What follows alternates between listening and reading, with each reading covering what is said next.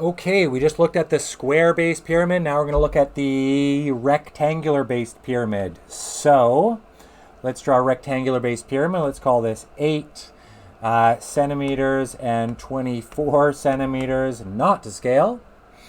And let's get a point. So again, remember, run your pencil along the left and don't hit that line and put a dot somewhere that's not there. So then your first corner meets it well, and they all meet it well.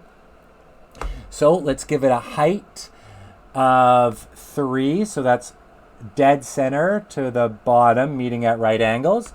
A height of 3 centimeters. Either use different colors or really well draw these things. It's tough. It really overlaps a lot. So we can put a slant height of the triangle 5 centimeters. Remember, we already talked about the difference between the height of the prism and the slant height of the triangle. In big red, which I'm going to erase soon, there's also this length, which is the edge of the pyramid, which we're not going to use, but for the formulas, but they might give it to you and you might have to manipulate another right angle triangle, like for example in big yellow right here, or some other version. I'm taking those off. Okay, so we have all the parts. So let's look at the review sheet and find the formula for the surface area. Yeah, right. Okay, so let's draw this shape. So I have drawn it funny, like a little bit more to scale, 24 and 8. It's better in the notes, kind of. So 24 and 8. Now I'm going to fold all the respective sides. You have to really carefully. Let's look at the right first. So the right side has the side of 24 in the diagram. And if you fold that side off, ooh, the 24 gets in the way. I'm going to put it on the inside. That happened again. Okay, so 24. So what's the height? Well, that's the blue 5. And we can replicate that shape on the other side with the blue 5. And then we can fold off the top, which has the other slant height. So what's the other slant height? Well, we don't know. So let's draw that one. I'm going to draw that one in purple. So notice if you look at the notes, that answer is already there. But it's circled because it's found information. And that's how we're going to find it. So a rectangular prism has 2 separate slant heights. So what I'm going to do is very carefully go through exactly the diagram down below. Remember, we almost did it with the square-based pyramid, but I just kind of showed it to you and how you do it and how it's rarely shown. Whichever, it might be in either, but I knew I was doing this one and I didn't want to make such long videos with overlapping material. So let's draw exactly the shape from above. And again, make it into a pyramid.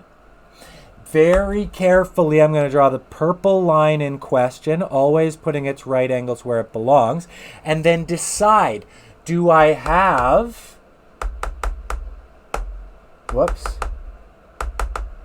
do I have this, which again we talked about before, which is rarely given, but it might have been, and that right angle triangle in big yellow would be right there, but we weren't given that. So we can't use that one. And we have to use the height. So I'm going to put the height like it is above in red with the dot and the right angle that it makes with the ground, like literally in all directions.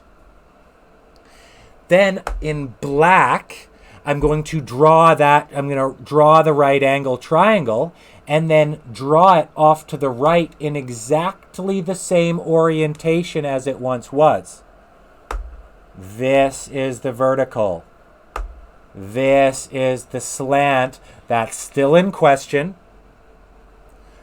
And we know that this is a right angle triangle and they gave us the height of 3. Now what's this bottom part?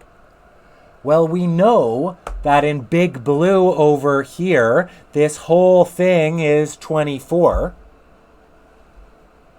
And we know that this half part of that blue, because it's this part, is just half of 12, so 12.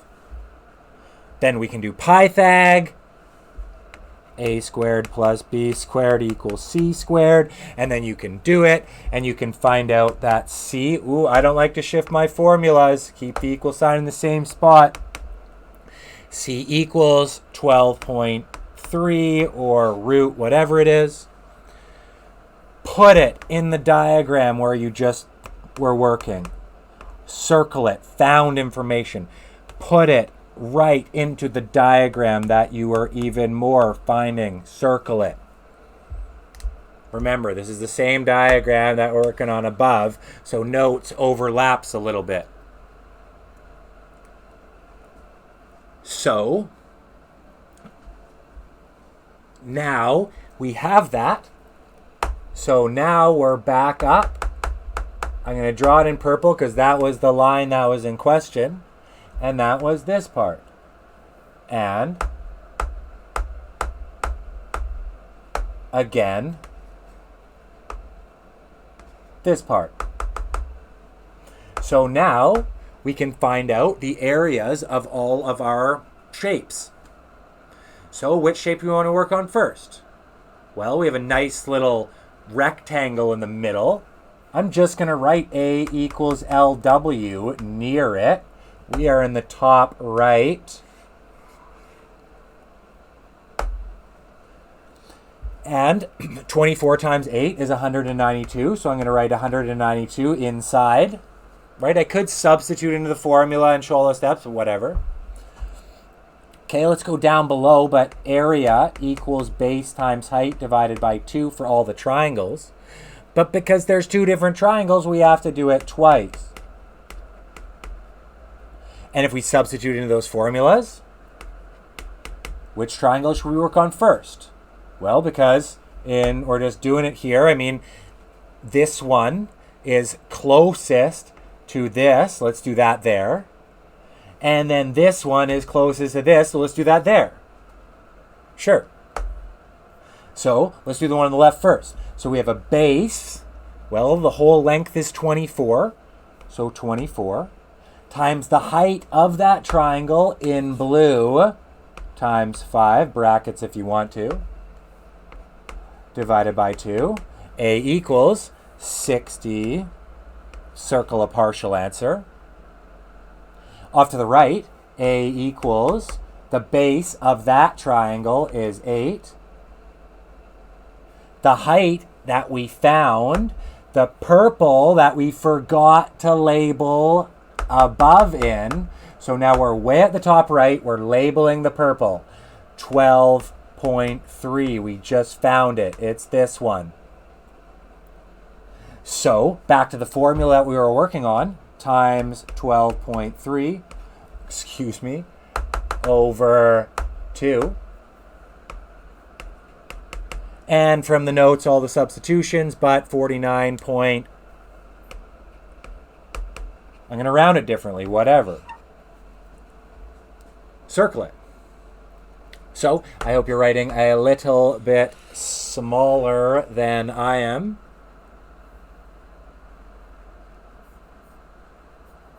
So, I'm going to shrink it up a bit.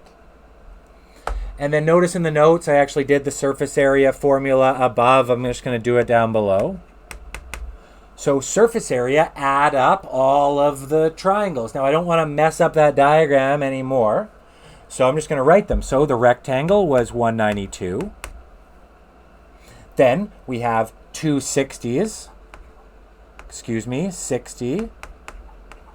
The ones that we just found. And then two 49.4s. Notice I accidentally rounded them in the notes to be 49.5, whatever. Excuse me. So, SA equals 411 centimeters squared. Circle your answer. Notice that is a lot of work. Notice in the notes down below, I found other stuff that we didn't need or we may have used or whichever. Oh my gosh, this is insane. Okay, V equals. So the formula for the pyramid is just 1/3 of the formula of the prism, area of the base times height. And substituting that formula, V equals 1/3 area of the base. The base is a rectangle, length, width, height. And look at that.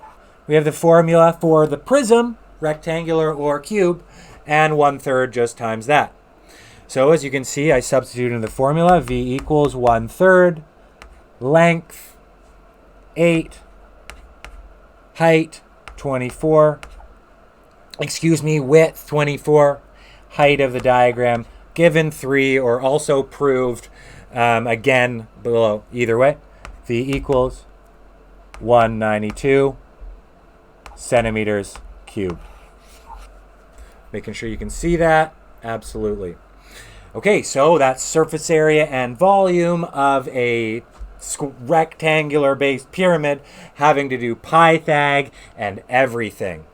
They might just give it to you so you don't have to do Pythag and just do it with the given information.